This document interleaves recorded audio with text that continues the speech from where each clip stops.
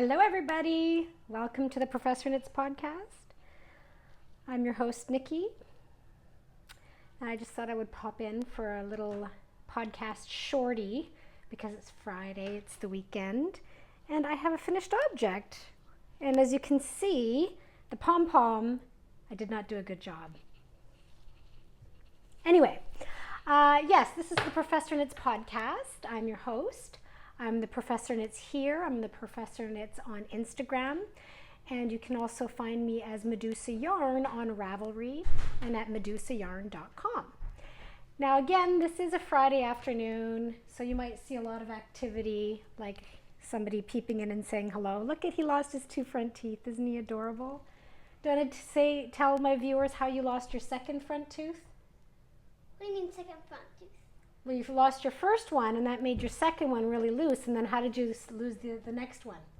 This one? Yeah. Who punched you in the face? My dad. Yeah, his sister punched him in the face and knocked out his front tooth. I didn't laugh at the time. She didn't like punch him. She just kind of swatted him and knocked his tooth out. Yeah.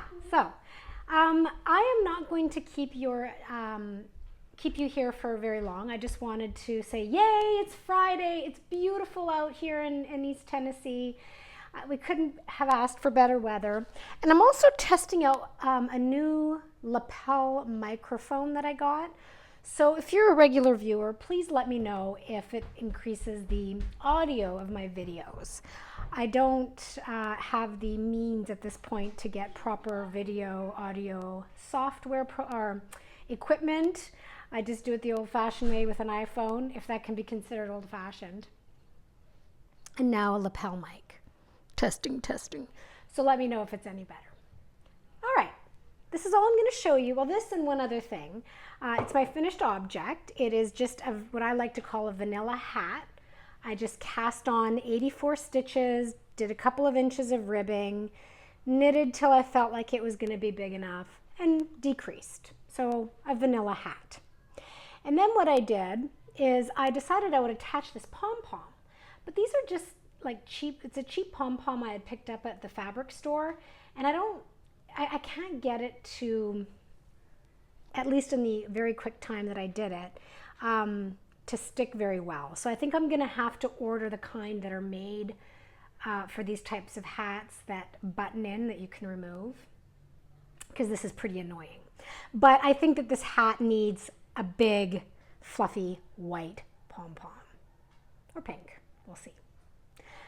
I had forgotten about this project. I showed it to you guys a couple of weeks ago, but I had just forgotten about it. And then I decided just to get it off the needles for once and for all. The yarn is this beautiful Aran weight yarn by Bien Aimee in the Peche Mignon colorway. And I held it held it together with a strand of the suri alpaca from another yarn company. I can't remember off the top of my head where I had picked it up. It's a lace weight suri alpaca, I'm pretty sure.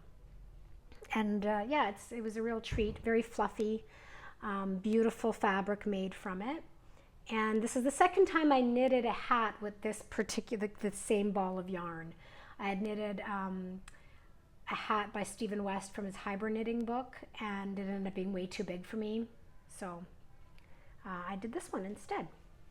Yeah, nothing like a quick knit when it's way too, I need to roll up the brim, when it's way, way, way too warm to wear it. That's okay. Yeah, once I get it to sit properly, I think it might be too big. The pom-pom, I mean. But it's pretty darn cute, I have to say. Another thing I wanted to show you guys is something that I've had for a long time.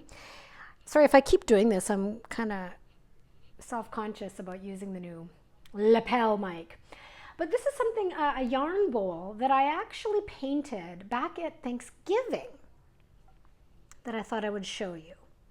So out in Sevierville, which is very close, a town really close to Knoxville, and it's Dolly Parton's hometown, if you've heard of it before, there's this god-awful eyesore of a strip called Pigeon Forge, and it's full of like the most hideous, tacky, amusement park themey type things you can imagine.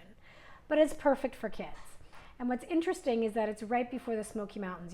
One of the ways to get into the Smoky Mountains is to travel down through Pigeon Forge, into Gatlinburg, which is a little bit better in terms of not being completely tacky, and then you get into the Smokies. And so Pigeon Forge is filled with hotels and amusement type parks, like upside down houses, silly dinner theater. Not really my idea of a good family vacation, but it's wildly popular here in the US. And there's a hotel there called Wilderness at the Smokies, and it's a huge hotel, and it has several different water park type things with slides, and so we go every year with the kids because they absolutely love it. We get there at least once a year, sometimes twice. And last year we went for about 3 or 4 days over Thanksgiving. And at this hotel complex is a paint your own pottery studio. And so we've been going to this place for 5 years, at least once a year for 5 years. And every time we paint something, like I take the kids and they paint something. And there's this woman there, this Russian woman, young woman who's, I guess, she's kind of like the manager there. And we always chit chat and we always get along, and she remembers me year after year, and she's seen all the kids as they grow from year to year. And Thanksgiving, when I went back by myself without the kids to paint this yarn bowl, because I couldn't do it with the kids there because they always pick something small. They're done in 20 minutes and then we leave. But I wanted to do this yarn bowl. So I picked this one and I painted it this beautiful blue colorway, kind of like a lighter version of my Brizzo colorway, and just decorated with some dots and some brown paint along the edges. And I would have been a little bit more decorative had I had more time. I mean, as it was, I only had an hour to myself before I had to get back to the kids. And so I just love it. And the woman there, it turns out she's the thoughtful maker. What's her name? I can't remember her name off the top of my head, but she has her own YouTube channel as well. So we got talking. Turns out she has a YouTube channel about sewing, and I have a YouTube channel about knitting. And she recently had a baby girl and named her Artemis, which is the Greek goddess of nature and the wilderness. And I just really, really enjoyed this woman. So check out her podcast and join her on Instagram, The Thoughtful Maker. Why can't I remember her name? I feel terrible. But it's just kind of this neat relationship. I can't say it's necessarily a friendship yet, but this relationship where we just remembered each other year after year, then realized we were mutual makers, and we both had podcasts. I just thought it was kind of interesting. So this is what I made there. And it's filled, as you can see right now, with a bunch of mini skeins, what I like to lovingly call the nereids. So if you're wondering what a nereid is, stay tuned, because at Medusa Yarn and Fiber, medusayarn.com, pretty soon there's going to be a huge collection of nereids for you to choose from. So stay tuned for that. Yeah, my yarn bowl that I painted, my hat that I knitted, that's all I have for you today. Quick 10-minute episode. So have a nice weekend, and I'll see you next week. Take care.